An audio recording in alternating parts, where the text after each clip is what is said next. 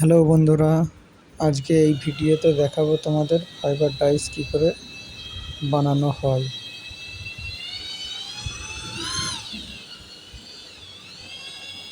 যে ফাইবার ডাইসের জন্য মাল রেডি করা হচ্ছে। ক্যাটালিস্ট, অ্যাক্সিলেটর, এই যে পাউডার, রেজিন আর পাউডারটা একসাথে মিক্সন করা হয়েছে ড্রিল মেশিনের সাহায্যে। এই যে কালারটা দেখতে পাচ্ছ, এটা পিগমেন্টের জন্য। ওই যে লাল যে ডাব্বাটায় রয়েছে ওটা পিগমেন্ট। এই যে ক্যাটালিস্ট মেশানো হচ্ছে। এবার অতটা দামে একবারে সব মিশালে তো সঙ্গে সঙ্গে হার্ড হয়ে জমে যাবে আর কি। তার জন্য অল্প অল্প করে তুলে নেওয়া হয়, অল্প অল্প করে কাজ করা হয়, যাতে আর কি পুরোটা একবারে না জমে যায়। এই যে চেয়ার,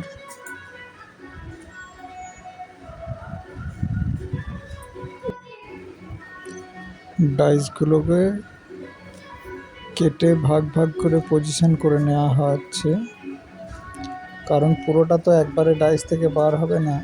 তার জন্য পাট পাট করে কেটে নেওয়া হয়,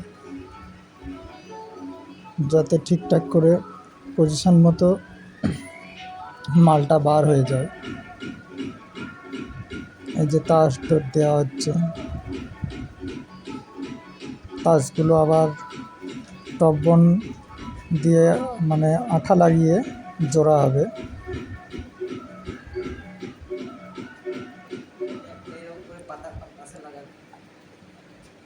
এই যে প্রথম লেয়ার, প্রথম ফার্স্ট কোট মারা হচ্ছে।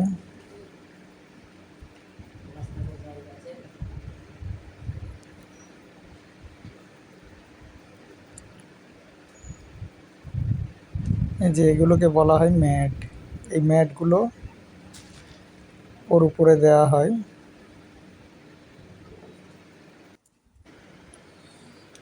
জিরাফের চেয়ারটা কমপ্লিট হয়ে গেলে আর একটা ভিডিও দেখাবো তোমাদের, কেমন হয়েছে বলবে।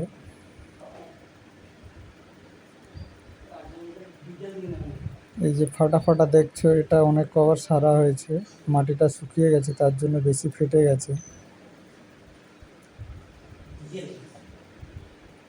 ফার্স্ট কোট মারা হচ্ছে। এই যে মুখটা,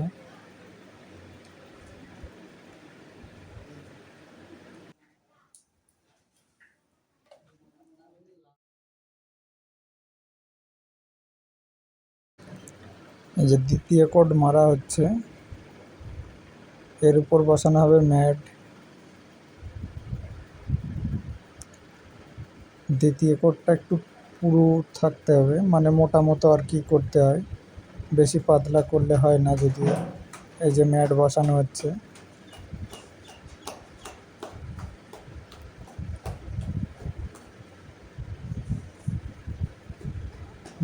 ম্যাটগুলোকে দুমড়ে নেওয়া হয়।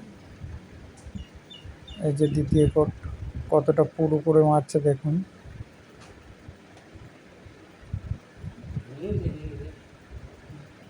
যদি ছোট ডাইস হয় তাহলে পাতলা দেয়া চলে, বড় ডাইসের ক্ষেত্রে পাতলা দেয়া হয় না, যদিও একটু পুরো করেই দিতে হয়।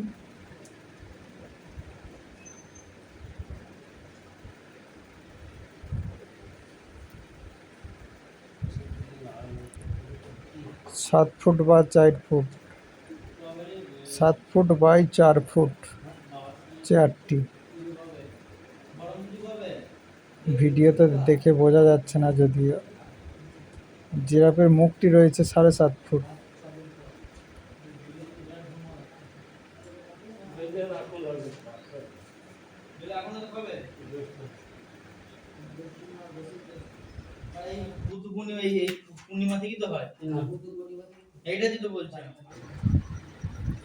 ম্যাটের উপর আবার রেজিন দেওয়া হচ্ছে। রেজিনে শুধু এক্সিলেটর মেশানো হয়, ক্যাটালিস্ট মেশানো হয় না, যাতে তাড়াতাড়ি হার্ড হয়ে যায় ডাইসটা।